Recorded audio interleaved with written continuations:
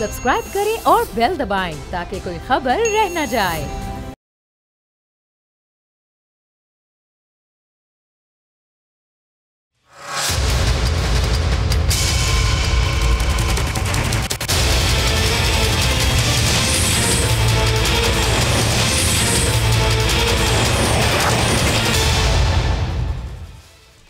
बिस्मिल्लाहिर्रहमानिर्रहीम, अस्सलाम वालेकुम। मैं हूं जास्मीन मंजूर और आप देख रहे हैं प्रोग्राम बस बहुत हो गया। नाजरीन, आप जानते हैं कि पाकिस्तान की सियासत में बहुत बड़ी तब्दीली आ चुकी है। अब एक बाकायदा केयर टेकर सेटअप है और उसके साथ साथ पॉलिटिकल पार्टीज इलेक्शन में जाने की तैयारियां कर रही हैं, लेकिन इलेक्शन के हवाले से भी बहुत सारे सवालिया निशान उठ गए हैं, इसलिए कि कहा यह जा रहा है कि पार्लियामेंट जाते जाते एक ऐसी CI की मीटिंग छोड़ गया है। चारों सूबों ने मिलकर यह डिसाइड किया कि हल्का बंदियां जो हैं वो पहले होंगी और फिर उसके बाद इलेक्शंस। लेकिन जहां ये बात चल रही है उसके साथ साथ पॉलिटिकल पार्टीज एतराजात भी कर रही हैं। वो ये कह रही हैं कि 90 दिन के लिए केयर टेकर सेटअप आया है, चाहे वो किसी सूबे में हो या वफाक में हो, लेकिन उसके अलावा कुछ सरगोशियां ऐसी हो रही हैं जिससे ये पता चल रहा है कि 90 दिन से ज्यादा भी ये सेटअप जो है रह सकता है। क्या इसके अंदर कोई हकीकत है या नहीं, इस पर तो हम गुफ्तगू करेंगे। लेकिन आज की जो बड़ी खबर है, जो सबसे बड़ी डेवलपमेंट है, पहले जरा उस पर नजर डाल लेते हैं, उस पर हम तफसीली बात करेंगे। लेकिन अपने दूसरे सेगमेंट में, क्योंकि हमारे जो आज का पहला सेगमेंट है उसमें हम बात करेंगे सिंध के हवाले से, और सिंध के जो केयर टेकर चीफ मिनिस्टर हैं वो हमें ज्वाइन कर रहे हैं। नाज़रीन, बड़ी खबर यह है कि आप जानते हैं कि 2 बिल्स पार्लियामेंट ने पास किए। इस पार्लियामेंट ने, आउटगोइंग पार्लियामेंट ने बिल्स पास किए। एक जो बिल है वो पास हुआ 1 तारीख को और दूसरा पास हुआ 1 अगस्त को और दूसरा पास हुआ 8 तारीख को। यानी कि ये जो 2 बिल्स थे, इसमें एक ऑफिशियल सीक्रेट एक्ट है और उसके साथ साथ ये भी कहा गया कि पार्लियामेंट ने ये सदर मुमलिकत को भिजवा दिया, और दूसरा आर्मी का तरमीमी एक्ट ऐवाने सदर पहुंच गया। लेकिन उसके बाद हैरान कुन बात यह है कि 24 घंटे पहले ये खबरें चलना शुरू हुई कि ये बिल सदर मुमलिकत ने साइन कर दिए हैं और साइन करने के बाद वापस भिजवा दिए गए हैं। जबकि आज ट्विटर पर एक पैगाम दिया आरिफ अलवी साहब ने, जो मुल्क के सदर मुमलिकत हैं, और उन्होंने ये कहा बाकायदा तौर पर ऑफिशियल सीक्रेट और आर्मी एक्ट तरमीमी बिल पर दस्तखत नहीं किए सदर आरिफ अलवी। ये समाजी जो वेबसाइट है सोशल मीडिया की, उस पर उन्होंने अपना ये इजहार राय किया, जिसके बाद बहुत सारी पॉलिटिकल पार्टीज और लोग, तमाम पॉलिटिकल पार्टीज, सारे के सारे जितने जो बाकी रियासत के इदारे हैं, वो सभी हैरान हैं इस बात पर ये कि किस किस्म का ट्वीट था। उन्होंने कहा कि इस पर उन्होंने कहा कि खुदा गवाह है कि मैंने ऑफिशियल सीक्रेट तरमीमी बिल 2023 पाकिस्तान आर्मी बिल यानी कि जो तरमीमी एक्ट है 2023 पर दस्तखत ही नहीं की, क्योंकि मैं इन कवानीन से मुत्तफिक ही नहीं हूं। मैंने अपने अमले को कहा कि ये बिल को बगैर दस्तखत किए वापस भिजवा दीजिए। मैंने अमले से काफी बार तस्दीक की कि बिल्स वापस दस्तखत करके भेज दिए गए हैं या नहीं, तो मुझे आज मालूम हुआ कि मेरे अमले ने मेरी मर्जी और हुक्म को मजरू किया। अब ये एक इतनी हैरान कुन बात है कि मतलब है इस पर बहुत सारे सवाल इस पर उठते हैं ना। सबसे पहला सवाल तो ये उठता है कि इतनी लंबी तवील खामोशी, कहां 1 अगस्त, कहां 8 अगस्त, उसके बाद केयर टेकर प्राइम मिनिस्टर आ गए, केयर टेकर सेटअप आ गए, सूबों में केयर टेकर सेटअप्स आ गए। सदर मुमलिकत को ये, वो कहते हैं मैं अपने अमले से पूछता रहा, जबकि आर्टिकल 75 वाज़े तौर पर सिर्फ आईनी शिकों की मद में सिर्फ 2 ऑप्शन सदर को देता है। या तो आप अपने एतराजात पेन डाउन करें, लिखें कि जी मेरे ये एतराजात और एतराफी नोट के साथ आप वो वापस कर दें, या आप साइन कर दें। मतलब ऐसा नहीं हो सकता। और फिर आप ये कह रहे हैं कि मेरे अमले ने मुझे, मतलब है इस तरह, ये बात हो गई कि धोखा दिया। ये एक बहुत ही तशवीश वाली बात है कि एक मुल्क के आईनी ओहदे के प्रेसिडेंट जो है वो ये कि तो उनके बिल कौन साइन कर रहा है। इससे पहले भी अगर मैं थोड़ा सा आपको याद दिला दूं तो आपको याद होगा कि हालिया आने वाले जो चीफ जस्टिस हैं मुल्क के, उनके हवाले से एक रेफरेंस जो है वो कहते हैं मुझे वजीर आजम ने भेजा और मैंने पढ़े बगैर साइन कर दिया और उसके बाद उन्हें माफिया मांगनी पड़ी। ये साबिक वजीर आजम की बात कर रही हूं जो अब इस वक्त 2-3 मुकदमों में जेल में है। तो ये बड़ी हैरान कुन बात है, लेकिन बहरहाल इस पर तफसीली गुफ्तगू करेंगे। इस वक्त जस्टिस रिटायर्ड मकबूल बाकिर साहब जो सिंध के टेकर चीफ मिनिस्टर हल्फ उठा चुके हैं, हमें उन्होंने ज्वाइन किया, उनको वेलकम करते हैं। जज साहब बहुत बहुत शुक्रिया, अस्सलाम वालेकुम।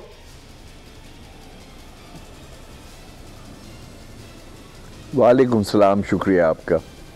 जज साहब, सबसे पहले तो आपको मुबारक हो, एक बहुत बड़ी और अहम जिम्मेदारी सिंध के सूबे की आपके कंधों पर अब है।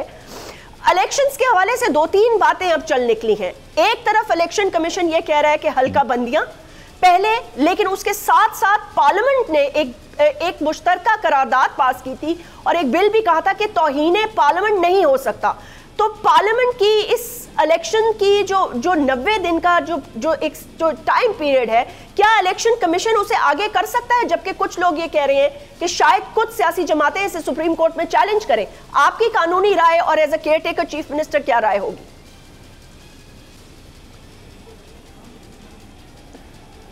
मेरे इल्म के मुताबिक ये सवाल ऑलरेडी सुप्रीम कोर्ट तक पहुंच चुका है।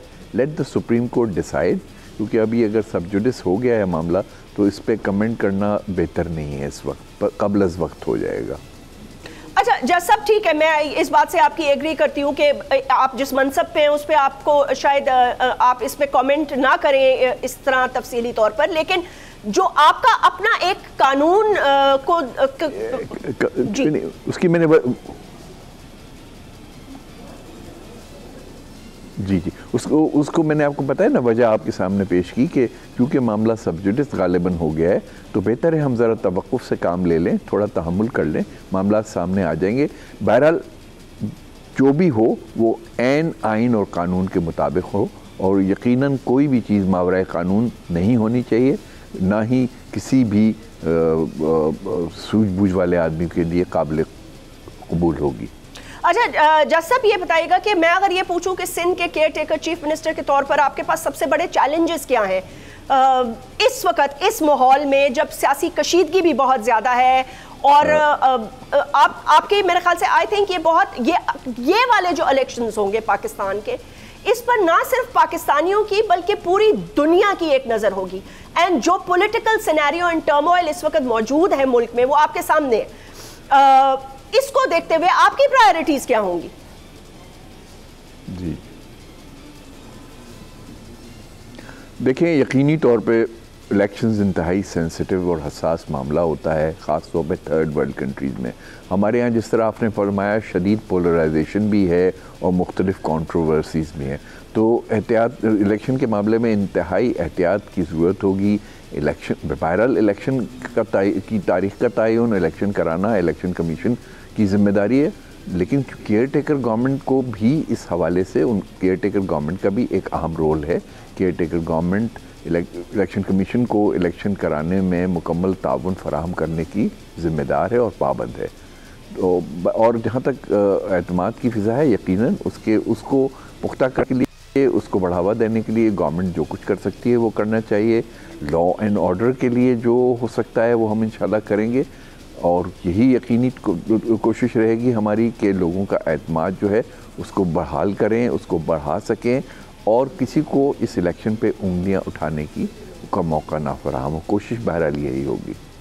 जज साहब, इस माहौल में ये एक बहुत बड़ी जिम्मेदारी होगी, जाहिर सी बात है, क्योंकि आप जानते हैं कि यहाँ पे बहुत नई पॉलिटिकल पार्टीज़ भी आ रही हैं सामने, फिर उसके बाद एक बहुत बड़ी पॉलिटिकल पार्टी अपने ही टूट फूट का शिकार हो गई और अपने ही तमाम तर जो उनके मैं यही कहूँगी जो अमल थे वो सामने आ रहे हैं अब, और उसके साथ साथ ये भी नज़र आ रहा है कि शायद आने वाले इलेक्शंस जो हैं उसके अंदर पता नहीं टर्नआउट कैसा होगा कैसा नहीं होगा। लॉ एंड ऑर्डर के हवाले से आपकी प्रायोरिटी क्या होगी?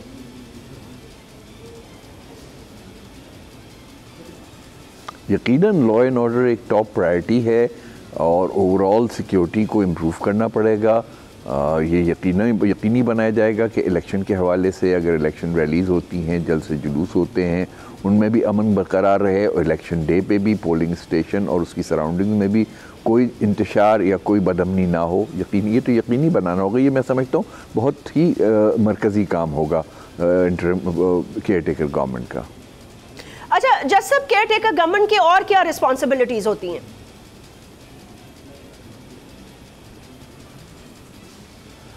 जी, मैंने जिस तरह अर्ज़ किया कि एक तो इलेक्शन के इनेकाद में इलेक्शन कमीशन से ताउन करना, जिसमें अभी हमने जिक्र किया कि लॉ एंड ऑर्डर की हालात को बेहतर से बेहतर करना, सिक्योर करना अपने सूबे को या मुल्क को, और इसके अलावा एतमाद की फ़िज़ा कायम करना और किसी हर तरीके से सहूलत जो भी कानून और आइन के मुताबिक केयर टेकर गवर्नमेंट की, प्रोविंशियल गवर्नमेंट की जिम्मेदारी है वो इलेक्शन कमीशन को फराहम करना, यही बेसिक जिम्मेदारियाँ हैं। यही बेसिक जिम्मेदारियाँ। अच्छा जज साहब, ये जो सदर मुमलिकत के हवाले से आज एक बड़ी डेवलपमेंट हुई है, उस पर जाहिर सी बात है आपकी एक कानूनी राय भी होगी, बिकॉज कानून के हवाले से मतलब जो आपका एक बैकग्राउंड है उसको देखते हुए आर्टिकल 75 के तहत अगर सदर ये कह दे कि उनके स्टाफ ने उनको मैं तो यही समझूं कि धोखा दिया है या उनके स्टाफ ने उनको अंधेरे में रखा, और वो ये कह रहे हैं कि मैं तो इन 2 बिल्स को जो पार्लियामेंट ने 1 और 8 अगस्त को साइन करके सदर मुमलिकत को पास करके सदर मुमलिकत को भेज दिए, वो ये कह रहे हैं कि मैं तो इनको मानता ही नहीं हूं, तो मैं अल्लाह ताला दिलों के हाल जानता है, मैंने साइन ही नहीं किए।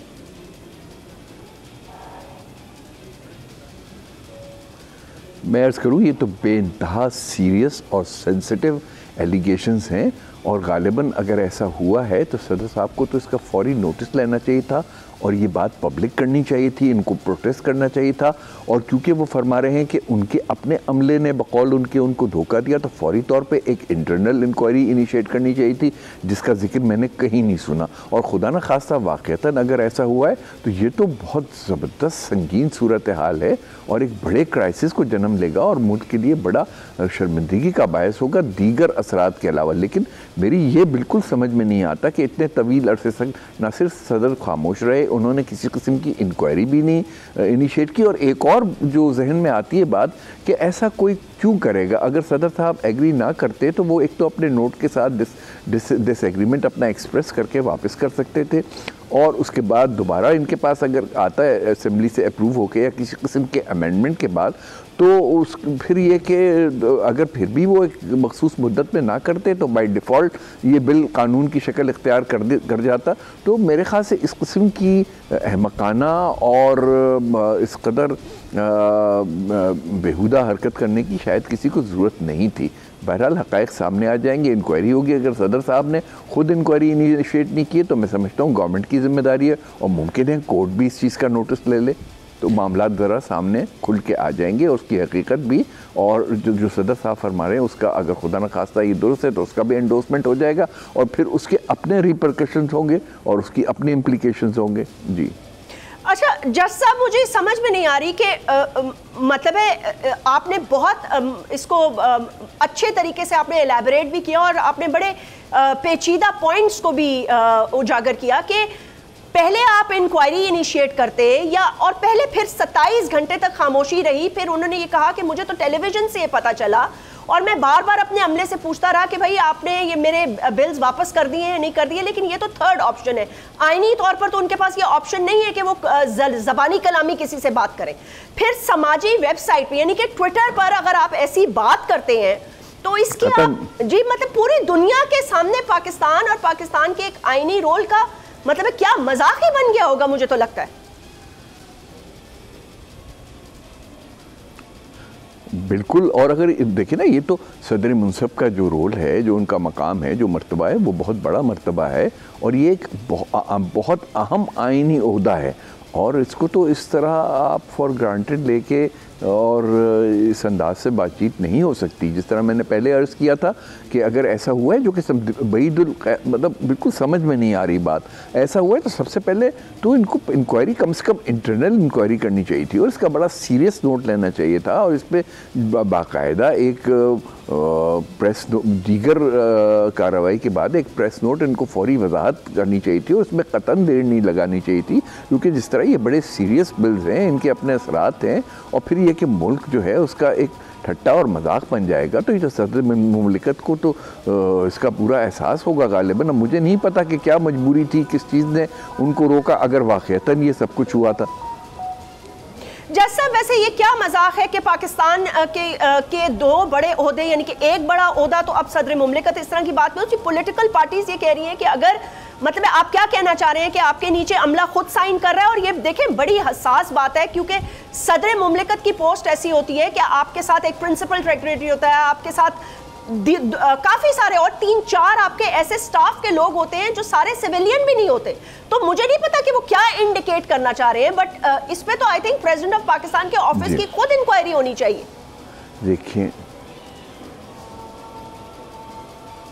बिल्कुल होनी चाहिए। और देखिए सदर के पास तो एक लंबा चौड़ा पैराफर्नेलिया होता है उनके, और यकीनन चंद लोग तो उनके यकीनन एतमाद, खुदा न खास्ता अगर कोई इसमें इस किस्म का आदमी था जो ऐसी शरारत का मुर्तकब हो भी सकता था तो उनके एतमाद के लोग भी होंगे, फिर जिम्मेदार लोग हैं, वफादार लोग हैं, मुल्क से वफादार, कानून और आइन से वफादार, और फिर अच्छे खासे अहम ओहदों पे वहाँ पे लोग हैं। ग्रेड 20 मुमकिन है ग्रेड 21, 22 के भी एक से ज़्यादा अफसरान हो, तो ये कोई बच्चों का खेल तो नहीं है। मैं यकीनन ये नहीं कह रहा कि खुदा न खास्ता सदर मुमलिकत गलत बयानी से काम ले रहे हैं। मैं जो अर्ज़ कर रहा हूँ ये समझ में नहीं आ रहा ये क्यों कर मुमकिन हो सकता है कि सदर साहब 27 घंटे तक बेखबर रहे, सदर साहब ने इंटरनल इंक्वायरी भी नहीं इनिशिएट की। और फिर दूसरा सवाल जिस तरह मैंने पहले ही अर्ज़ किया, क्यों इस किस्म की कोई हरकत करेगा, क्योंकि वो कोई इसमें ऐसे मसला तो नहीं था। सदर साहब अगर अपना नोट के साथ वापस कर देते, वो रिकन्सिडर हो जाता या जो भी होता, उसके बाद अमेंडमेंट होती ना होती, दोबारा आपके पास आता, और फिर दोबारा भी अगर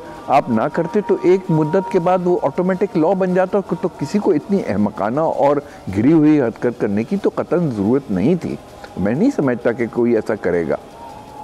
बहरहाल ये इंक्वायरी के बाद ही पता चलेगा, मैं किसी किस्म का दावा नहीं कर सकता, लेकिन ज़रा सी समझ में नहीं आ रही है बात।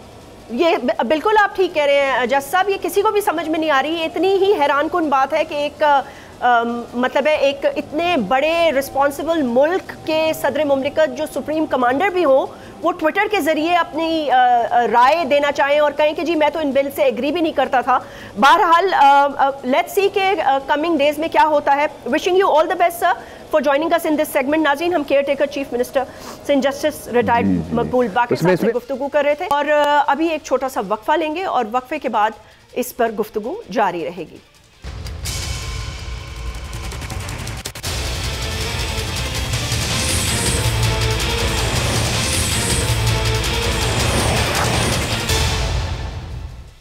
वेलकम बैक नाज़रीन। इस सेगमेंट में हमें दो बहुत इंपॉर्टेंट गेस्ट ने ज्वाइन किया है, उनसे आपका तारुफ करा देती हूँ। मोहसिन बेग साहब नामी गरामी एनालिस्ट भी हैं, अच्छे दोस्त भी हैं, और उसके साथ साथ राना एहसान अफजल साहब सीनियर रहनुमा पाकिस्तान मुस्लिम लीग नवाज के। आप दोनों को वेलकम, बहुत बहुत शुक्रिया और अस्सलाम वालेकुम। पहली बात तो मोहसिन बेग साहब, गुफ्तगू का आगाज़ आपसे शुरू करूँगी क्योंकि मुझे ये समझ में नहीं आ रहा कि मैं हंसूँ या रोऊँ, क्योंकि देखें बात सारी ये है कि पाकिस्तान के सीक्रेट डॉक्यूमेंट्स, बिल्स, चीज़ें, कोई कहता है साइफर खो गया है, जेब में था अब नहीं है, उसकी तहकीकात, मतलब है मुझे बिल्कुल मैं अपनी जो सेंटिमेंट्स है ना इस वक्त शायद वो आपको एक्सप्लेन नहीं कर पा रही, लेकिन दिस इज हाइट ऑफ, मैं कहती हूँ, इररिस्पॉन्सिबिलिटी। और ऐसे बयानात आज सदर मुमलिकत कह रहे हैं जी मेरे स्टाफ ने मुझे धोखा दे दिया, मैंने तो 2 बिल साइन ही नहीं किए, अल्लाह मेरी नीयत जानता है। भाई अल्लाह तो सबकी नीयत जानता है, लेकिन पाकिस्तान के साथ क्या हो रहा है?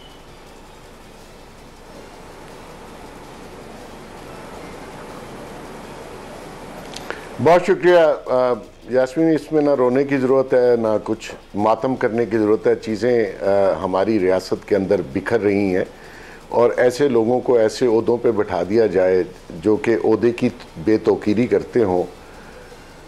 आज उन्होंने जो भी ट्वीट किया, मैं ये समझता हूँ कि ठीक है, उन्होंने उन बिलों पे दस्तखत नहीं किए, लेकिन टाइम लैप्स के हिसाब से वो बिल जो हैं वो पास हो जाते हैं, इम्प्लीमेंट हो जाते हैं, फिर उनका गज़ट भी निकल आया। आज उनका ट्वीट बहुत ही बेमानी था। बेसिकली उनको चाहिए था कि एक अच्छी सी प्रेस कॉन्फ्रेंस करते, अपने रिजर्वेशन शो करते और रिज़ाइन करके घर चले जाते।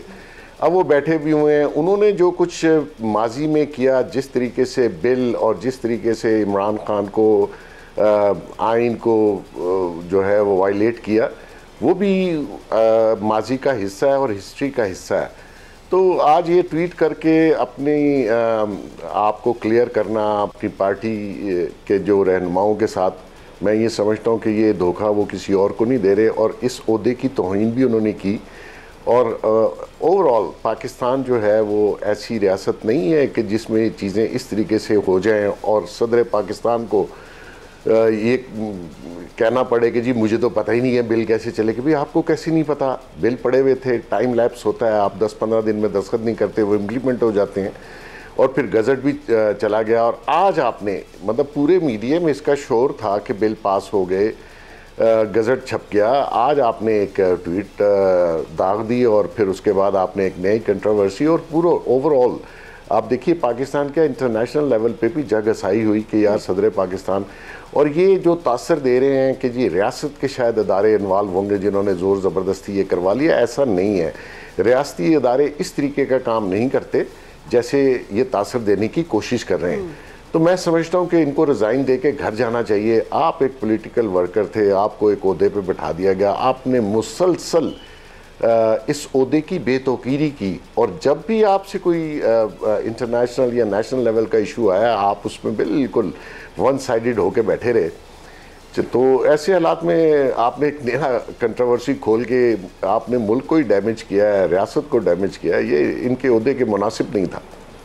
मोहसिन बेग साहब, आप बिल्कुल ठीक कह रहे हैं, और ये वाकई ओहदे के मुनासिब नहीं था। इससे पहले भी वो ऐसे बहुत सारे काम कर चुके हैं, और ये बिल्कुल ठीक है कि आइन को पहले भी पामाल कर चुके हैं, लेकिन जाते जाते शायद मेरे ख्याल से अपना दामन साफ करना चाह रहे हैं, या अल्लाह बेहतर जाने क्या करना चाह रहे हैं। लेकिन जिस तरफ वो इशारा कर रहे हैं ना, अगर वो ये बात अगर उनकी लेट्स से कि ये राना एहसान साहब आपकी तरफ गुफ्तगू ला रही हूँ, मोहसिन बेग साहब ने अपना मौक़िफ़ दिया, लेट्स से कि ये बात उनकी चले थोड़ी हद तक समझ से बालातर है वैसे मेरी तो, लेकिन अगर मान भी लेते हैं, वो ये कह रहे हैं कि मेरे स्टाफ ने मुझे धोखा दिया। अब उनके स्टाफ में कौन कौन है, मतलब एक तरह से वो यही कह रहे हैं ना कि उन्होंने उनको अंधेरे में रखा। तो अंधेरे में रखने का मतलब ये है कि मतलब उनको बताए बगैर या तो किसी और ने साइन कर दिए, या उनसे साइन करवा लिए गए, या उन्होंने साइन ही नहीं किए, और साइन के बगैर ही वो गैजेट भी छप गया और बिल भी अप्रूव हो गए। तो मतलब है ये इतना एक डिसऑनरेबल एक्ट है कि इसके बाद आई थिंक इस ट्वीट से पहले उनको इस्तीफा देना चाहिए था, अगर वो इतने ही बेबस है। जी राना साहब, आवाज नहीं आ रही मुझे उनकी। और ये बड़ा सीरियस मैटर है, और जो तासुर जिस तरफ वो दे रहे हैं कि ये हुआ है वो भी बड़ा खतरनाक है। देखें, और ख़ास तौर पे प्रेसिडेंसी लेवल के ऊपर ऐसा नहीं है कि प्रेसिडेंट आरिफ अलवी को ये नहीं पता कि बिल वापस कैसे भेजे जाते हैं। 13 बिलों के ऊपर उन्होंने बाकायदा ट्वीट्स किए कि मैं इन बिलों को वापस भेज रहा हूं और ये मुझे काबिल कबूल नहीं है। 13 बिलों के ऊपर, तो इस बिल के ऊपर भी कर देते अगर इनको काबिल कबूल नहीं था। देखें, he has failed to run his office effectively, efficiently, और रूल्स ऑफ बिजनेस के तहत वो नहीं चला सके। उनको इस्तीफा दे देना चाहिए मेरे पर्सनल ख्याल से।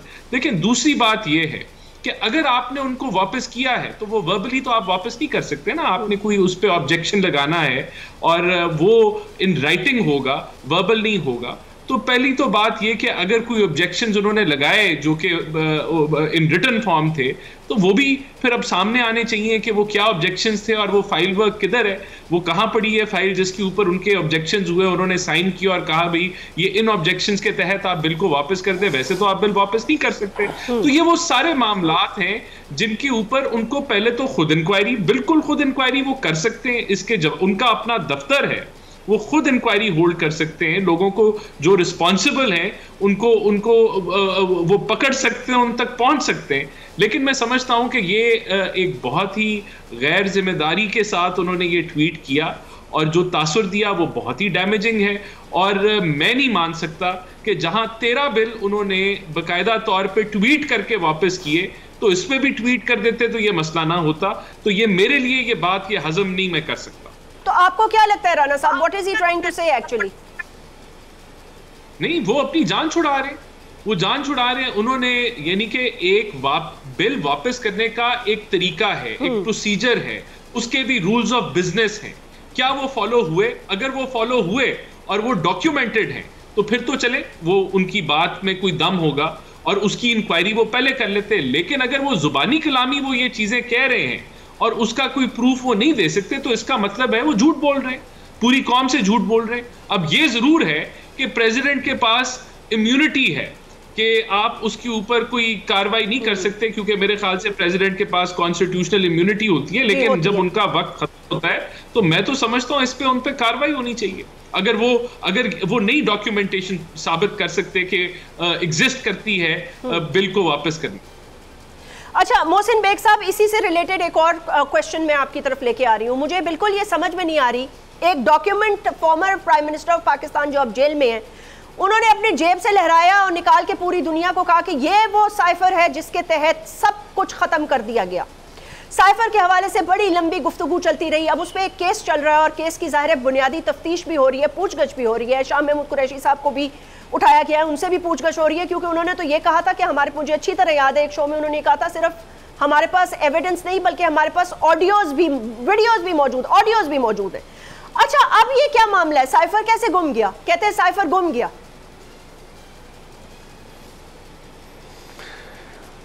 जी जैस्मिन, बेसिकली वो शख्स तो आपको पता ही है, रोज़ एक नए बयानिए के साथ मार्केट में आता है, और अगर वो झूठ साबित हो जाए तो माशाल्लाह कोई शर्मिंदगी भी नहीं होती।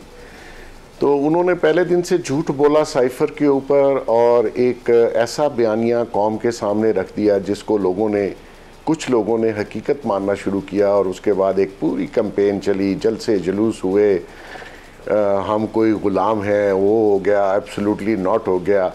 ये सारे बयानिए उन्होंने वक्त के साथ साथ उसकी खुद नफ़ी की और ख़ुद कहा कि ये अब मुझे पता चला है अब तो कोई और इदारा है और कोई और शख्स है।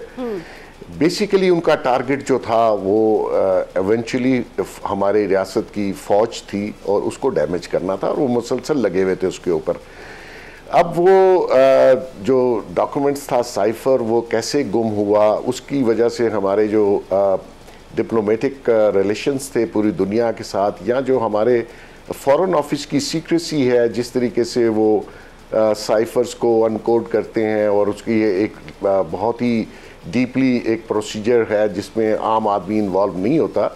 तो ये मैं वही पुरानी बात दोहराता हूँ कि हमारे यहाँ जब लोग ऐसे इम्पोर्टेंट ओहदों पे बैठ जाते हैं, उनको अंदाज़ा नहीं है कि उनके इस गलत फेल से, या उनकी जो है नादानी से, या उनकी जो किसी साजिश से मुल्क डैमेज होता है।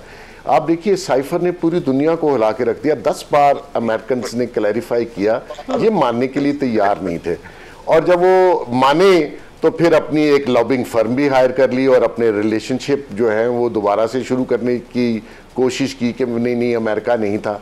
तो इतनी नॉन सीरियस मूव, आपने मजाक में, आपने इनकी ऑडियो सुनी होगी जो कि इनके प्रिंसिपल सेक्रेटरी आजम खान साहब के साथ और बाकियों के साथ थी, उसमें कह रहे थे बस इसके ऊपर हमने खेलना है, ये चीज़ें खेलने के लिए नहीं है, ये मुल्क इनकी तजर्बागाह नहीं है जहाँ पे ये एक्सपेरिमेंट करें और खेलें। तो मकसद ये है कि डेफिनेटली ये सीक्रेट एक्ट के तहत इनके ऊपर जब कार्रवाई शुरू हुई है, तो अभी आप देख लीजिएगा थोड़े दिनों में चीखें आपको सुनाई देनी शुरू कर देंगी। अभी शाह महमूद या असद उमर हैं, या उनको जेल में चार्ज कर दिया इस केस में। तो मकसद ये है कि वंस फॉर ऑल ऐसी चीज़ें ऐसे पनिशेबल तरीके से इनको सेटल करे कि किसी की दोबारा जरूरत ना हो कि वो रियासत के इन अदारों या इन चीज़ों के साथ खेल सके। आपका तो दुनिया में एतबार उठ जाएगा, डिप्लोमेटिक कम्युनिटी तो आपसे बात नहीं करना चाहेगी, क्योंकि जिस तरीके से आप इसको पब्लिक में लहरा के और उसको एक पॉलिटिकल स्टंट बना लिया। तो अब आके आप कह रहे हैं जी वो तो है ही नहीं, मेरे से तो गुम गया है। कैसे गुम गया जी? और ये बाहर के अखबार में कैसे छप गया? ये तो बहुत सीरियस एलिगेशंस हैं। इनकी जान मैं नहीं समझता ऐसे छूटनी चाहिए अनटिल यू प्रूफ कि आपसे कोई गलती नहीं हुई। नहीं, आप बिल्कुल ठीक कह रहे हैं कि ये देखें, बहुत सारी इंपॉर्टेंट ऐसी चीज़ें होती हैं जो मुल्क की रेड लाइंस होती हैं। हमें इस चीज़ को अंडरस्टैंड करने की कोशिश करिए अपनी सियासत के लिए। पहले साबिक वज़ीर आज़म ने ये किया, अब सदर मुमलिकत ये जाने से पहले कर रहे हैं।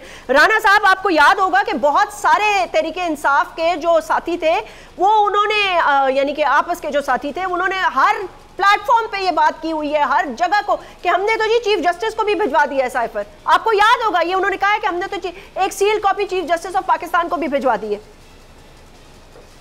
जी बिल्कुल, मुझे याद है, लेकिन मैं समझता हूं कि जितने भी इल्जामात चेयरमैन पीटीआई पे लगे या पीटीआई पे लगे, उसमें से सबसे संगीन इल्जाम जो है वो यही है, क्योंकि इस साइफर के ऊपर, एक ऑफिशियल डॉक्यूमेंट के ऊपर लोकल सियासत करना, और सिर्फ सियासत ना करना, जो इम्पोर्टेड हुकूमत का नारा लगा के जो नफरत के बीज बोए, मैं समझता हूं ये एक वजह बनी कि जो 9 मई के अंदर कल्मिनेट हुई।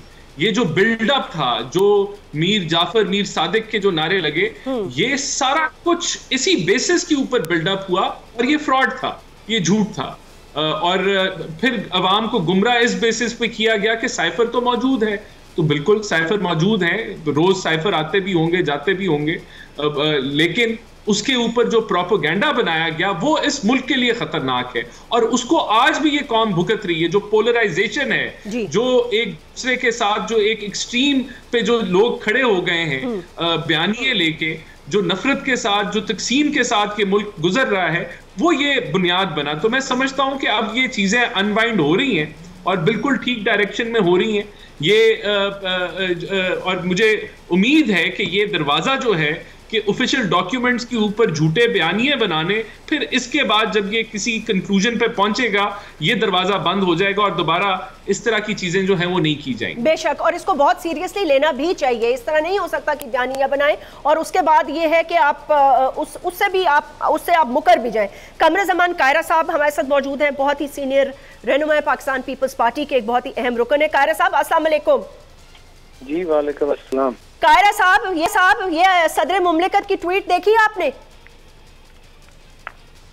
ट्वीट सुनी है, देखी तो नहीं मैंने। अच्छा, वो मौजूद तो सारे पाकिस्तान में, आज सारी दुनिया में यही होगा। सारी दुनिया में यही होगा। तो आपकी क्या राय है? वो ये कह रहे हैं कि मेरे स्टाफ ने मुझे अंधेरे में रखा, मैं तो काफी दफा उनसे ये पूछता रहा कि बिल कहाँ गया, लेकिन पता नहीं चला। बिल जो है मैंने तो साइन ही नहीं किया, मैं तो इससे दोनों एक्ट से मैं तो मानता ही नहीं हूँ, बिकॉज मैं इस पे वो करता हूँ मैं कैसे दस्तखत कर सकता हूँ जबकि मैं इन कवानीन से मुतफिक ही नहीं हूँ। देखिए, इन कवानीन का सदर साहब को पता था। सदर साहब को ये कानून बन जाने के बाद उनके दस्तखतों की खबर आ गई, ब्रेकिंग न्यूज चली, और उसके कोई 48 घंटे के बाद सदर साहब को ट्वीट याद आ गई। ये कैसे हो सकता है? वो कहे मुझे पता ही नहीं था।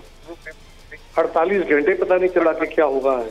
मेरे नाम पे कोई बिल पास हो गए, और ये कोई ऐसा बिल नहीं है जो सावन नजर से गुजर गया और सदर साहब को पता ना चला। तो ये बात तो लॉजिकल नहीं है। और फिर सदर साहब को चाहिए ये था, सदर का ऑफिस बड़ा मोहतादों का तकाजा करता है, senior most office, highest office of the country है। ट्रू। उनको अगर ऐसा शक पड़ा था कि उनके नाम पे कुछ कानून साजी करा दी गई है और कोई जेल साजी हुई है या स्टाफ ने उनको धोखे में रखा है, तो वो ट्वीट करने की बजाय उन्हें चाहिए था कि इसके ऊपर इंक्वायरी करते, इसके ऊपर सीरियसली नोटिस लेते, कुछ बंदे सस्पेंड करके उनकी इंक्वायरी कराते, FIA को किसी और डिपार्टमेंट को दे देते कि चेक करो भाई ये कैसे हुआ, और मेरा ऑफिस अब्यूज हुआ है, इनकी जात इसमें कितनी तस्दीक का बायस है, पाकिस्तान की कितनी बेसी है। ट्वीट करने की हद तक तो चले, ट्वीट एक मैसेजिंग होती है, ये मैसेजिंग तो नहीं है। ट्वीट के जरिए हमारे वज़ीर आज़म भी, हमारे सदर भी, दुनिया भर के जो सियासतदान है, हुक्मरान है, वो करते हैं ट्वीट, लेकिन उसके जरिए आप एक पैगाम देते हैं, आप किसी चीज पे कमेंट करते हैं। ये तो एक बहुत बड़ा लैप्स हुआ है। अगर हुआ है तो फिर सदर साहब को उसके खिलाफ एक्शन लेते हुए उसकी इंक्वायरी कराना चाहिए। लेकिन कायरा साहब, लास्ट कमेंट में आपसे ये लेना चाहूंगी, अगर ये लैप्स हुआ है तो फिर तो ये बहुत बहुत ज्यादा तशवीश की बात है ना। मतलब है एक इतने बड़े ऑफिस से लैप्स अगर हो सकता है तो फिर तो कल किसी भी चीज का लैप्स हो सकता है। सभी देखिए ना, अगर सदर साहब ने कहा कि मैंने कहा वापस भेज दो, तो वापस भेजने का तरीकाकार है। सदर के दफ्तर की तो हर चीज तयशुदा है ना, कि उन्होंने जो करना है वो लिख के करना है, ज़बानी अहकामात नहीं चलते। तो उन्होंने अगर वापस बिल भेजना है, दोनों ऐवानों का पास शुदा है, उससे सदर डिसएग्री कर रहे हैं, तो सदर का डिसएग्रीमेंट भी आता है, तो उस पर बाकायदा नोट होता है, उसकी रीजनिंग होती है कि I don't agree with this, why I don't agree, 1 2 3 4 जो भी है, और फिर आप कहते हैं कि जी I send this bill again back to the parliament, तब जाता है। ये थोड़ा ही होता है कि सदर साहब कहे कि मुझे पसंद नहीं, वापस भेज दो, और उन्होंने वापस भेज दिया। ये दोनों ऐवानों का पास करदा बिल होता है, इसके ऊपर सदर को सीरियसली अपनी राय देने के बाद राइटिंग इसको वापस करना पड़ता है। ये उनकी लॉजिक हमें समझ नहीं आ रही, और बिल्कुल ये चाहिए था कि इस पे ट्वीट न करते बल्कि इसकी इंक्वायरी कराते जिम्मेदारों को सुनाते। और अब भी यही होना चाहिए कि इस चीज को इस ट्वीट पे यहाँ पर खत्म नहीं हो जानी चाहिए, बात इख्तिताम नहीं हो जानी चाहिए, बाकायदा तौर पर पूरी इंक्वायरी होनी चाहिए और पता चलना चाहिए कि किस बात में कितनी सदाकत है, कौन सच बोल रहा है और कौन झूठ बोल रहा है। नाज़रीन, मोहसिन बेग साहब, राना एहसान अफजल साहब और कायरा साहब, बहुत बहुत शुक्रिया। पहले सेगमेंट में हमें ज्वाइन किया caretaker Sindh chief minister justice retired Maqbool Baqar साहब ने। अपना बहुत बहुत ख्याल रखिएगा, आपसे फिर मुलाकात होगी। अल्लाह हाफिज।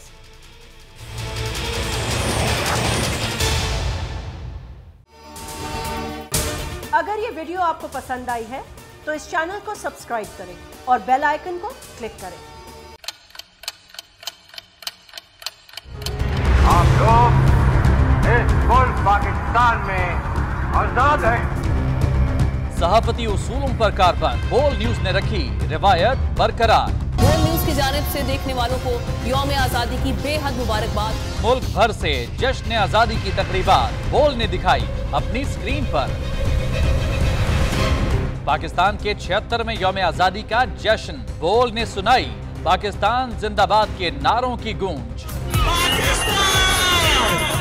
बोल की सबसे बड़ी ट्रांसमिशन में पाकिस्तान का नाम रोशन करने वालों ने दिए कौम को पैगामात। बेपनाह मुश्किलात का सामना करके इस मुल्क को हासिल किया। आजाद कौमों को बहुत सी कुर्बानियां देनी पड़ती हैं। 76 वालियों में आजादी का दिन जोश खरोश के साथ मनाया, क्योंकि जिंदाबाद पाकिस्तान ये है बोल की पहचान। सब्सक्राइब करें और बेल दबाएं ताकि कोई खबर रह न जाए।